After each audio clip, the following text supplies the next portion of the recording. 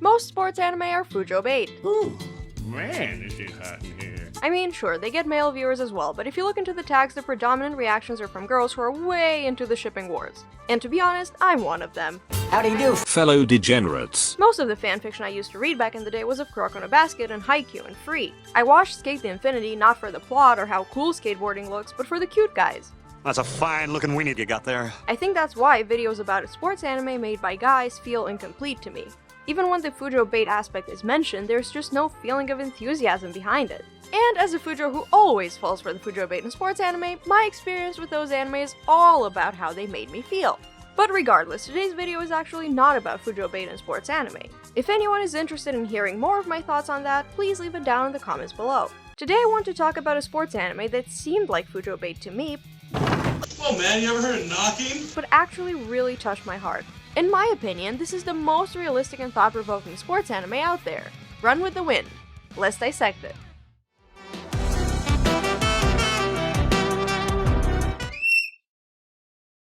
A big component of many sports anime is the unusual prowess of its characters. Kuroko no Basket has many such geniuses. Haikyuu has Kageyama and Hinata. Free has Haru. In Run with the Wind, our genius is Kurahara Kakeru, but he's given up on running as of the beginning of the show. Or rather, he's given up on running competitively because he still runs. Away from his problems. You know, casually. And by casually, I mean running from a konbini after stealing some food. You're prostituting yourself out for cheeseburgers again, aren't you? man's gotta eat? Fortunately for him, Kiyose Haiji catches up to him on his bicycle, and after popping the big question, Why are you running? he convinces Kakeru to come stay at his dormitory. When they arrive, a big celebration party is held for Kakeru. Shut the fuck up! For what reason, you may ask? Well, it's because the dormitory finally has 10 people, the minimum amount required to compete at the Hakone Ekiden, one of the most prestigious university marathons in Japan. Turns out, Haiji is a bit of a liar and hid the fact that the dorm is actually the training grounds for the Kansei University's track and field team. Naturally, no one is excited. 司法試験合格後の最初の仕事が自分の民事裁判等だ。訴えても無駄だぞ。 Especially Kakeru, who knows how impossible it would be for a team of complete novice athletes. But unless everyone wants to find a new and more expensive place to stay, Try me, bitch. they're gonna have to run. やはり全員揃うと壮観だな。Haiji has an enormous amount of faith in his team, Go! and he believes that somehow, some way, it'll all work out in the end. I mean, they'll all manage to compete. And while everyone has their own share of doubts and fears over such a task, they slowly begin to believe that there might just be a chance for them to do it. Getting back to the characters, Kakeru is a pretty standard genius, relatively closed off from others, disillusioned, and pretty rude. You are all equally worthless. No, really, it's the same stock as Kageyama, Aomine, and Shika. But what makes Kakeru different is the groundedness of his complaints and the fact that he's not a perfect cinnamon roll that was simply wronged by others. He can be downright awful at times, like when he tells his teammate that he has no chance of success, 今度の記録会、もしも前と同じような成績しか出せなかったら、メンバーから外れてもらえますか? then he almost always starts a fight when he's frustrated. Kakeru is very flawed, and that's why we want to see him improve. We meet him at arguably the lowest point in his life, stealing from a convenience store. And from there on, we see how his difficulty in calming his emotions has affected him and everyone around him. He's impulsive, irritable, and would prefer to solve his problems with his fists. These traits might not make him the most likable protagonist, but they make him very human. Speaking of Kakeru being a genius, another trope ever present in sports anime is the notion that hard work will always pay off to absurd extents. Sports anime seem to have a love-hate relationship with the prodigies they portray. On the one hand, they have superhuman aptitude, and on the other hand, hard work and the power of friendship are enough to surpass them. Almost every prodigy has to go through the obligatory argument where the teammates complain about the prodigy's attitude, although none of them bother to cheer when those prodigies train for hours on end and win games almost single-handedly. Kakeru is not stuck in this kind of interaction loop because he's not the center of attention. Although sports anime like to beat us over the head incessantly with the idea of team over individual, few if any take the time to focus on each member of the team equally.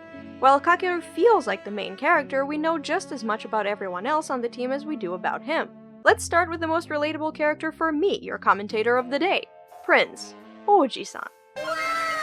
Prince is feeble, but his sharp mind more than makes up for the weakness of his body. Fuck this. He knows he's in shit physical shape, but he doesn't think less of himself for it.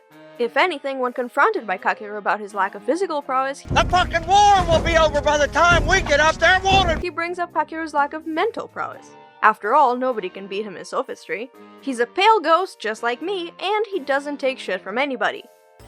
嫌いなんだ。すぐにレベルだ。勝ち負けだ。そういう次元でしか物を語れない。僕は走るのが本当に嫌いだ。だけど、人のすることをとやかく言う人はもっと嫌いだ。Rest in peace, Harambo! King also reminds me of myself back when I was a rat in a spinning wheel trying to find a job I didn't even want to pay for bills that I never asked for. To be born human. 君と僕、どちらが本物の自由を手にしてると思うかい? King is modeled on the type of people who believe they can't do more than one thing at once and give up on having a fulfilling hobby at the expense of a job and mindless entertainment in the form of quiz shows. He is the ultimate average Joe. Even his grumpiness reminds us of ourselves whenever we're expected to do anything other than survive our job and plug our minds into the TV or YouTube. Yuki is the cool young professional, successful in both school and work and private life. He works hard and he parties hard, and he overall is concerned with only doing things worth his time. He's also a true man of culture, making Jojo references to make a point like real men do.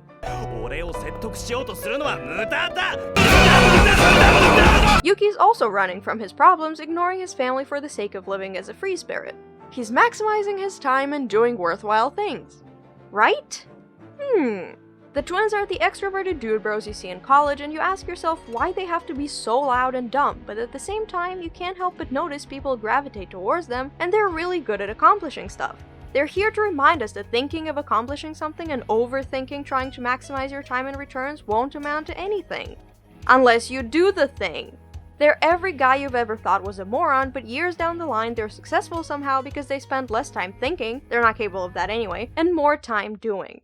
Shindou is the brave goody two-shoes who goes along to get along. In his own words, he knows what needs to be done and he just does it. He's less skilled and less sociable than the twins, but he has the same spirit. He's an introvert who realized what the extroverts are doing and decided to play by the rules in order to win the game. Musa is the stereotype breaker. We have all the international students running ahead showing us that the stereotype exists for a reason, but Musa is here to be more than the token black guy. He is the outsider looking in and noticing things that not even the insiders notice. He's here to remind us to take a good look around us, appreciate the scenery, and treasure what we have. Beautiful. Haiji is the mother of the group. He's the one pushing everyone forward for what looks like selfish reasons, but that's not necessarily a bad thing. Haiji has the attitude and confidence of someone who'll get rich or die trying. We see in his moments of weakness that his confidence is sometimes a bluff, but you know what they say, a pair of balls beats everything. Now, I left him last, but that's because I really want to make a point with this one. Nico-chan-senpai is everyone's senior, but also in the most danger of being stuck in a slump forever. Already in school for 6 years, he's wasting away smoking cigarette after cigarette, watching his feelings of self-worth decline, and doing more for others than he does for himself. To me, Nico-chan-senpai represents the corporate worker, stuck in a job or situation for way too long, watching their life satisfaction go down, gaining weight, and doing more for a company than they do for themselves.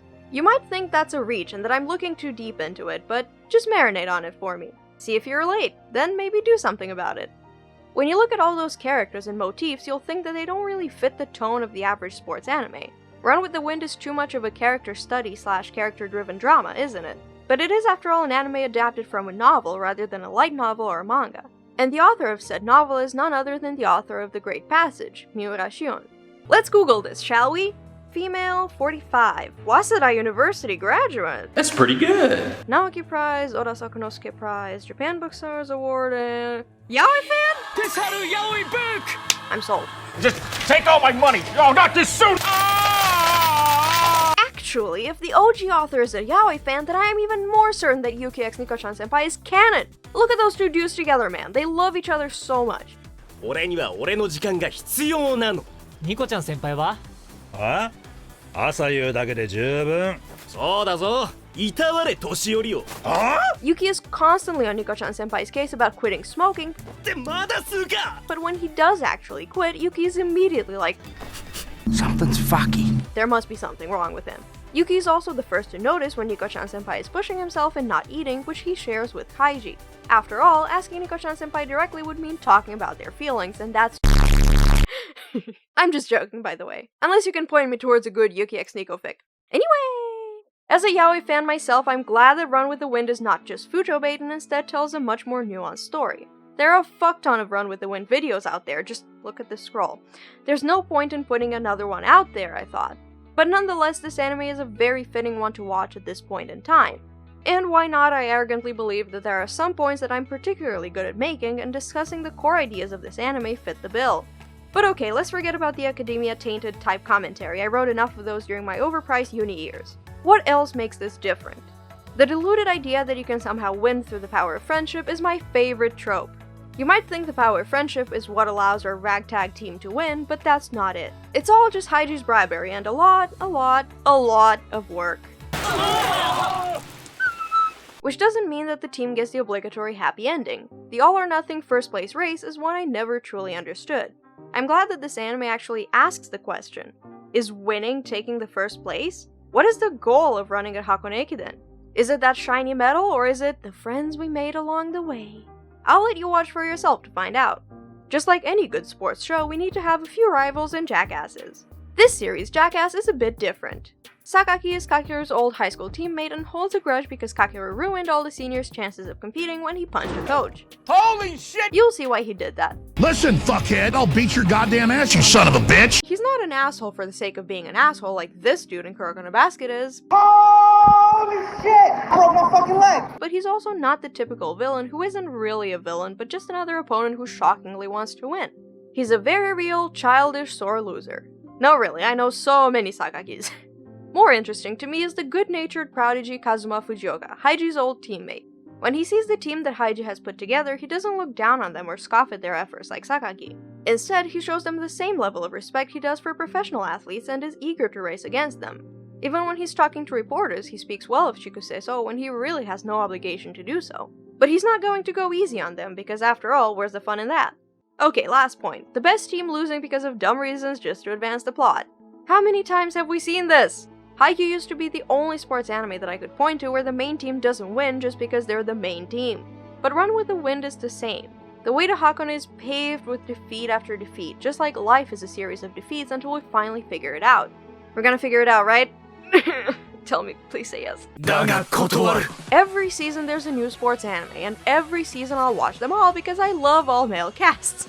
But so far, nothing has measured up to Run with the Wind for me, and I'm sad that people stopped talking about it as soon as the season was over. To me, it is a classic, standing up there along with the Pretty Boys and Kuroko no Basket and Haikyuu.